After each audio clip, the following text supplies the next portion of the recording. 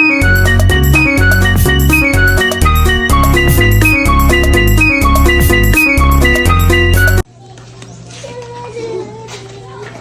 morning, class! Good morning, ma'am. Kamusta man mo ron? Okay ra. So, nakasuhay na ba mo og laag sa mga tourist spot diri sa Bohol? Oh. Diri sa Mabini? Oh, pa. Wa pa rin ka jubilin. So, ganahan ka nga mula agud sa mga tourist spot sa Mabini, Pohon? Oh. Ikaw, Shane, asa man ka sa tourist spot sa Mabini nakalaag? Sa campsite. Nice po dito sa campsite. So, karon na ako'y basahon nga story para ninyo. Ganahan ba mo nga maminaw? Oh. Ready na ba mo? Ready na. So, before I start, please sit properly, be quiet, and listen carefully ni Ma'am. Kasabot ba mo? Kasabot. So, this story is all about the great land and water formations of our place. So, unsay may ngan sa ato ang place or ato ang lungsod? Mabini. Yes, Mabini. So long ago, Mabini was blessed with beautiful land and water. So sa una pa lamang, gitagaan na ta sa kinaiyahan og kanang mga nindot nga mga kanang kapataay, mga kabundukan, mga juta, og mga tubig such as mga dagat. I-agree ba mo diha?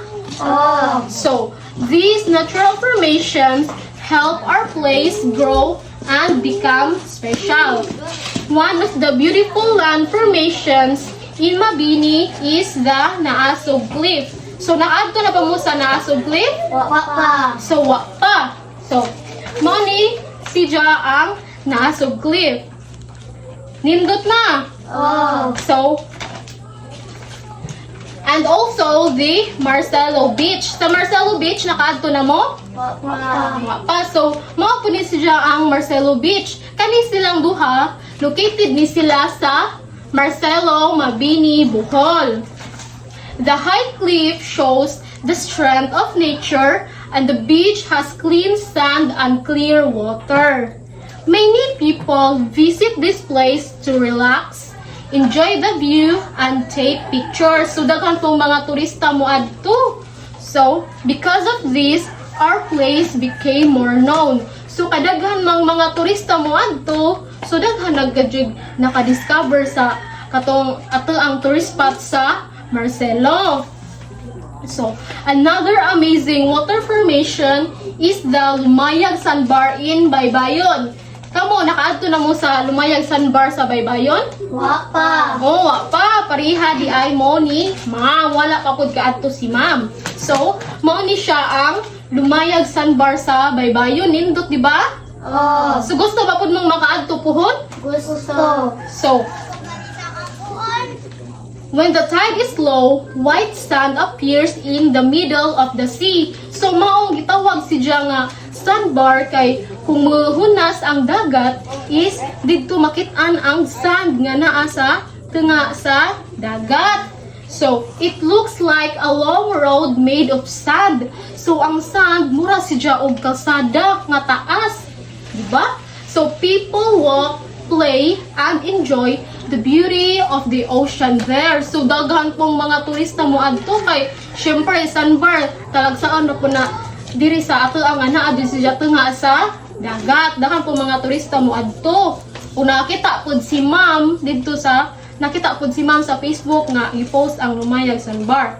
So, we also have land and water areas that became tourist spots like the campsite, a lake view escape in Abaca. So, as what Shane said earlier, nakaadto na kono si Jia sa campsite. So, unsa may ma-experience dito sa campsite, Shane? Malipayon. Malipayon. Si Ma'am pod, nakaadto na pod si Ma'am sa campsite. Nice pod siya dito. Si Jubilee, ano pa kakaadto? Jubilee na. Oh, nice pod siya dito. Makarelax siya. Makawa pod siya og problema. So, it shows how land and water work together to make our place peaceful and beautiful. So, mao ni siya ang campsite, di ba? Makakadto jubilin, mao ni ang campsite. So, mao ni siya na kanang nagmura sila nag-collide tahay ang kanang land o water. Manas siya. Nindot siya tanawon no. So, these land and water formations are important because they help tourism, give jobs to people, and make our town proud. They remind us to love and take care of nature. So, kamo nga mga grade 3 pupils, unsa may inyong buhaton para mapangalagaan ang ato ang mga tourist spot or ang ato ang nature? Ampingan. Ikaw nga. Labay-labay o basura. Oh, very good. So, naba mo'y na-learn sa ato ang story karon? Naa. Okay, very good. So, thank you for listening, class, and see you again next day. Goodbye, class.